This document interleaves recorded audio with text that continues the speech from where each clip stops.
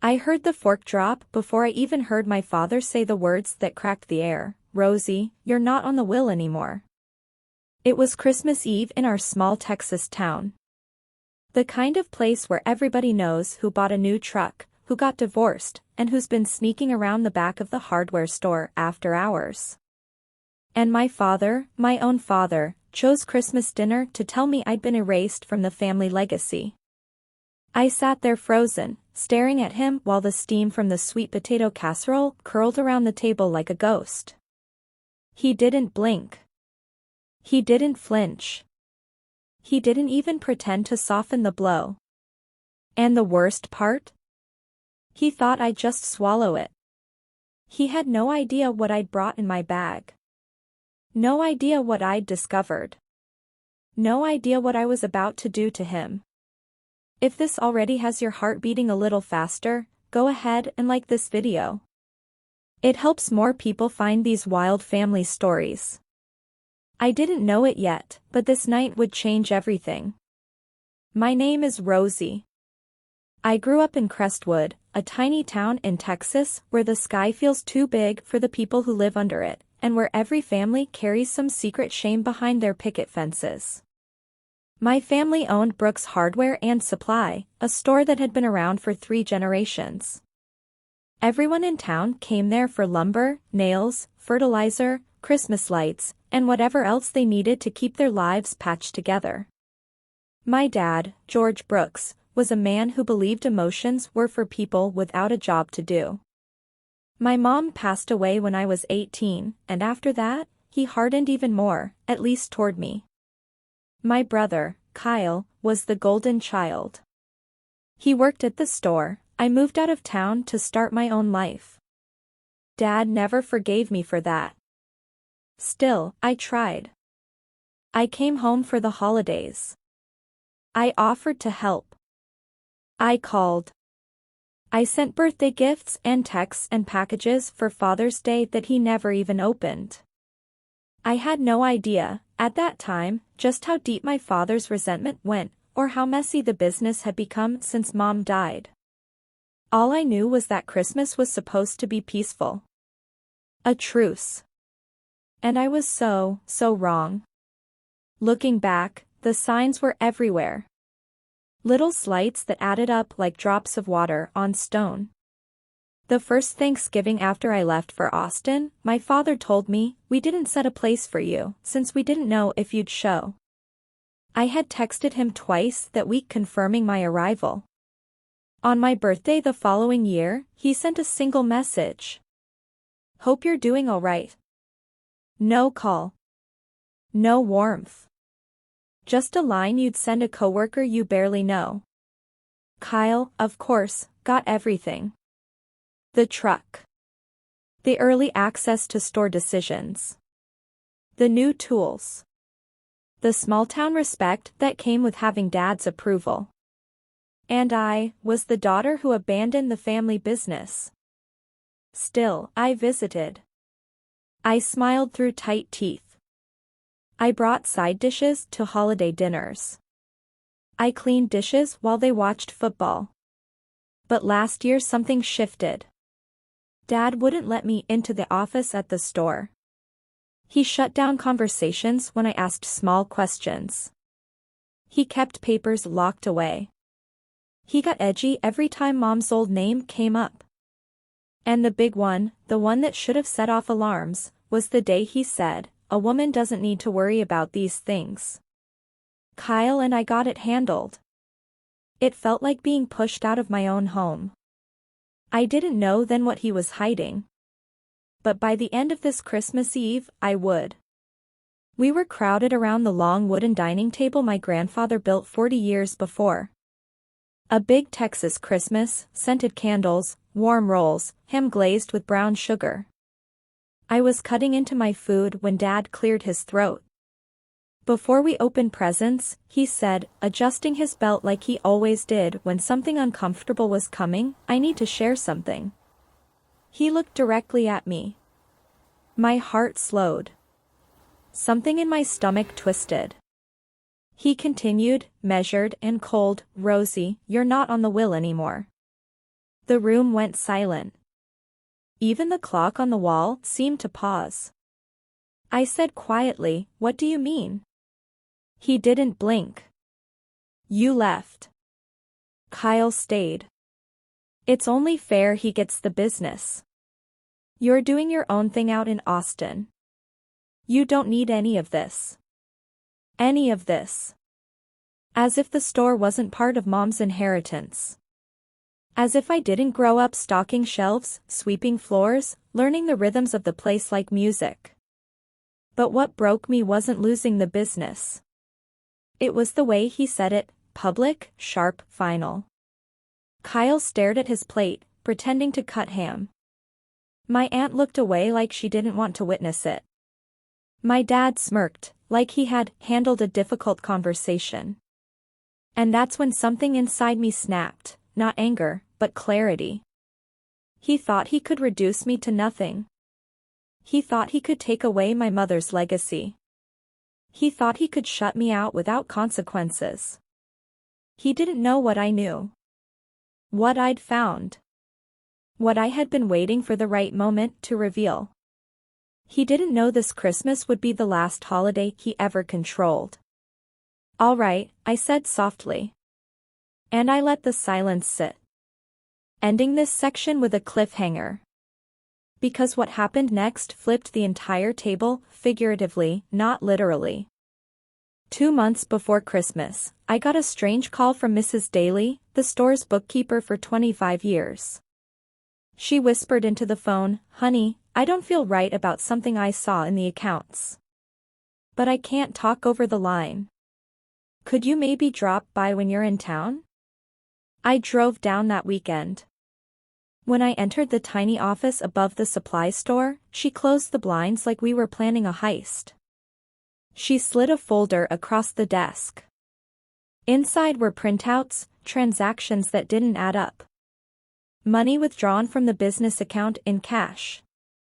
Inventory replaced with low-quality suppliers from friends. Insurance transfers. And the worst. Funds moved from my mom's trust, a trust meant for both Kyle and me. "Your mom set that up before she passed," Mrs. Daly said quietly. "I remember her telling me she wanted it to protect you kids. Equal shares. Equal shares." My father had drained it. Moved money without telling us. Funneled assets into accounts only his name appeared on. I felt sick. Then numb. Then furious. But Mrs. Daly put a wrinkled hand on mine. "Honey, if you confront him now, he'll just lock everything up. You need proof. More than this." And that was the moment the seed of the plan was planted. I didn't want revenge at first. I wanted answers. But every question uncovered more betrayal. Dad had been moving assets for over a year. And every move pointed to one goal. Cut me out. Erase me. Rewrite the family story without the daughter who dared leave town. So I started digging. Slowly. Quietly. Legally. And by December, I found everything I needed. Including the perfect Christmas gift. 2 weeks before Christmas, I stopped by the store unannounced. Dad was in the office, door cracked open. He didn't hear me walk up, but I heard him say to Kyle, in the quietest, cutting voice. "Rosie's soft. She doesn't understand business. She never did." I froze. Kyle said nothing. Dad continued, "She'll cry for a bit when she finds out about the will, but she'll move on. She always does. Girls like her don't have the grit for this place. Girls like her." It was the coldest humiliation I'd felt in years, quiet, private, but sharp enough to slice through bone.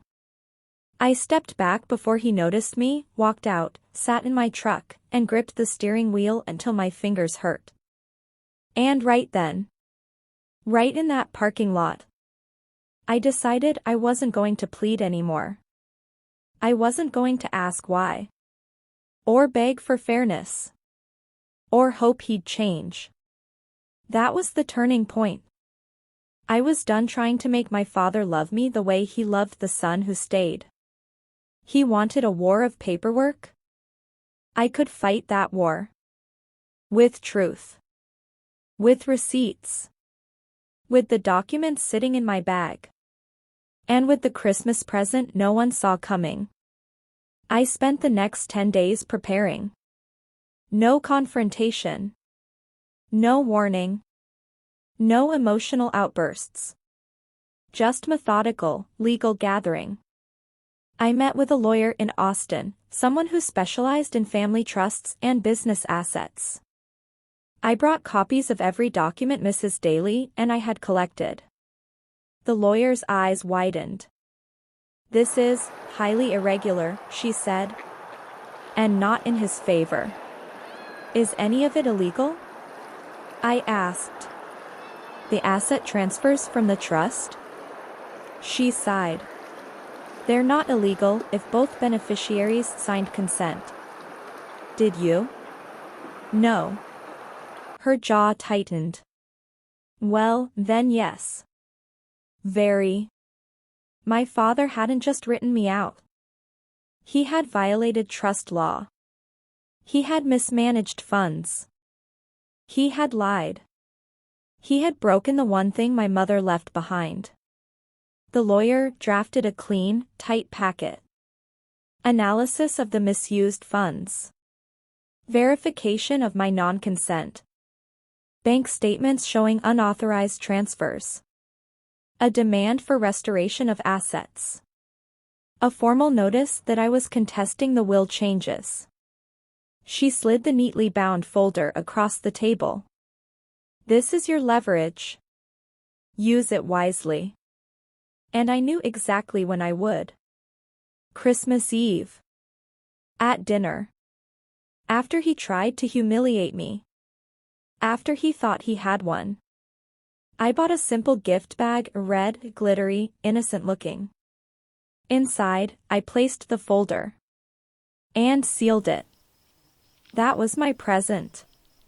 So when my father said, "You're not in the will anymore," I didn't cry. I didn't shout. I didn't storm off. I simply whispered, "Thank you for telling me." He mistook that for acceptance. The meal continued, everyone uncomfortable, avoiding my eyes. When the dishes were cleared, Dad clapped his hands. "All right. Time for presents." I reached down, picked up the red gift bag, and slid it across the table toward him. "This is for you," I said softly. He smirked. "What's this? A peace offering?" "Sort of." He pulled out the folder, confused. He opened it, and I watched the blood drain from his face. The table fell silent. "Rosie, what is this?" "Everything you didn't want me to know." He flipped pages. Bank statements. Legal analysis. Proof of trust misuse. Unauthorized transfers. The will changes. Everyone was watching, my aunt, my cousins, even Kyle, who looked like he'd swallowed a lemon. Dad's voice shook. "Where did you get this?" "From the account manager. And the lawyer I hired." "You didn't think I'd just let you erase me without checking why, did you?" He stared at me, stunned. For the first time in my life, he looked small. But the best part hadn't come yet. If you're still watching, this is the moment I ask, have you ever been underestimated by someone who should have supported you? If so, tell me in the comments. I read every single one. I took a breath. You misused Mom's trust, Dad. That's illegal. And you changed the will while committing those transfers. Which means. I leaned in, voice steady. Your new will is contestable. Easily. My aunt gasped. Kyle stood up like he wanted to leave the room. Dad opened his mouth, but no words came out. I had him. Completely. Legally. Publicly. And I wasn't finished. Dad slammed the folder shut. This is ridiculous. You don't understand how business works. I understand trust law, I said calmly. And so does the lawyer who prepared that. This family stays out of court, he growled. You should have thought of that before you started moving Mom's trust money. His face went gray. I continued, you have two options. 1. Restore the funds, reinstate the equal shares, and correct the will.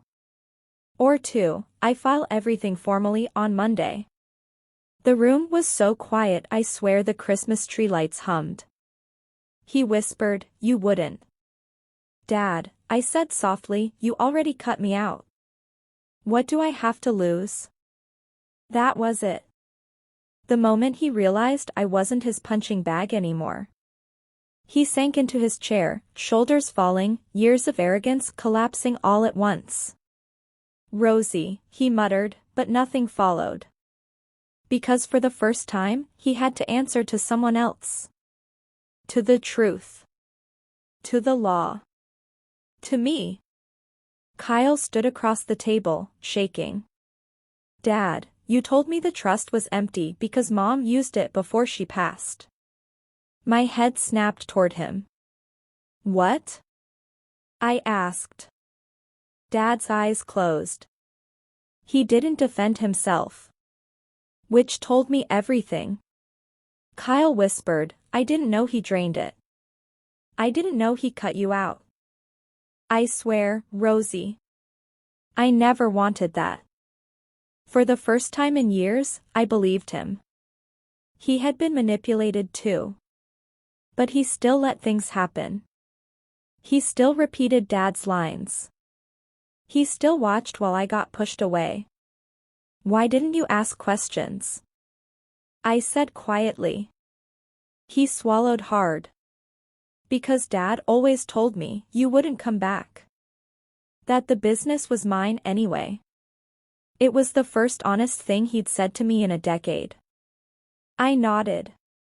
It didn't excuse his silence. But it exposed Dad even more. My father had lied to both of us. Pitted us against each other. Used favoritism like a weapon. The truth was spilling out like a broken jar, and he couldn't stop it. Dad pushed the folder away like it burned him. What do you want, Rosie? He croaked. Fairness, I said simply. Nothing more. And if I fix this? If I restore everything? I shrugged. Then we move forward. Cautiously. With paperwork handled by people who know what they're doing, not by you alone. My aunt chimed in shakily, George, you need to do this. Your wife would never forgive you for what you did. He looked down at the table like a child caught stealing from the cookie jar. I stood up. I'm staying at the motel tonight. I'll check in with the lawyer after the holiday. You know what to do. He didn't argue. For the first time in my life, he didn't argue. I walked out of that house into the cold December night, the Texas wind brushing against my cheeks, filling my lungs with a strange mix of grief and victory. I didn't destroy him. I didn't scream. I didn't humiliate him beyond repair. I simply forced him to face the truth. On January 6th, I got a call from Dad's attorney. Ms. Brooks, he said, voice stiff, your father has restored the trust funds, reversed the transfers, and reinstated the equal inheritance. He also authorized a third-party administrator for the estate. I exhaled. Months of tension left my body at once. And he asked me to tell you he's sorry, the attorney added. I wasn't sure I believed the apology. But I believed in the paperwork. The protection. The restored legacy. That was enough. Dad called me a week later. Not to defend himself. Not to lecture me. To ask how I was doing. We talked for 7 minutes. A record for the last 5 years. It wasn't perfect. It wasn't healed. But it was something. Kyle visited me in Austin the next month. We sat on my porch, drank cold beer, and talked for hours about everything we never said growing up. He apologized. I did too. We promised to be better. The business became co-managed by a professional administrator. For the first time in decades, it ran smoothly. And Dad learned that control is not the same thing as love. If there's one thing I learned from all this, it's that familial love doesn't excuse betrayal, and silence doesn't heal wounds. My father thought I'd stay small. Quiet. Obedient. He forgot that my mother raised a daughter who paid attention. Who kept records. Who knew her own worth. My revenge wasn't rage. It wasn't loud. It didn't destroy anyone. It was truth. It was boundaries. It was using the system he trusted to show him he could no longer weaponize it against me. And if you're listening to this, and you've ever had to stand up to someone who thought they could walk all over you because you loved them, you're stronger than you think. If this story hit you somewhere deep, tell me where you're watching from, and don't forget to subscribe for more stories just like this. Because trust me, there's always another secret waiting for the right moment to come out.